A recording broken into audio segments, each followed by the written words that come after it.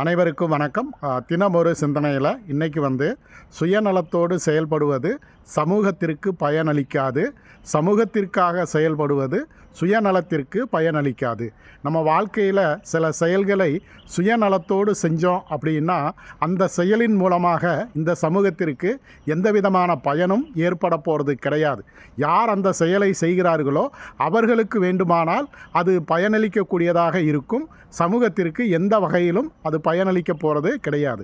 அதே நேரத்தில் ஒருவர் சமூக அக்கறையோடு சமூக முன்னேற்றத்திற்கோடு ஒரு செயலை செய்கின்ற பொழுது அது அந்த சமூகத்திற்கு தான் மிகப்பெரிய அளவில் பயனளிக்குமோ தவிர அவருடைய தனிப்பட்ட வாழ்க்கைக்கோ அல்லது அவருடைய தனிப்பட்ட நிலைமைக்கோ அது எந்த வகையிலும் பயனளிக்க போவது கிடையாது. அதனால் நாம் ஒரு செயலை சுயநலத்திற்காக செய்கிறோமா அல்லது சமூக அர்ப்பணிப்போடு சமூக நலனிற்காக செய்கிறோமா அப்படிங்கிறத நம்ம முடிவு பண்ணிவிட்டு அதற்கு தகுந்தாற்போல் தான் அதனுடைய பலன் கிடைக்கும் என்பதை நாம் புரிந்து கொள்ள வேண்டும். அப்போதுதான் நாம் சுயநலவாதியா அல்லது சமூக அக்கறை உள்ளவர்களா என்பதை நம்மால் தெரிந்து கொள்ள முடியும். நன்றி.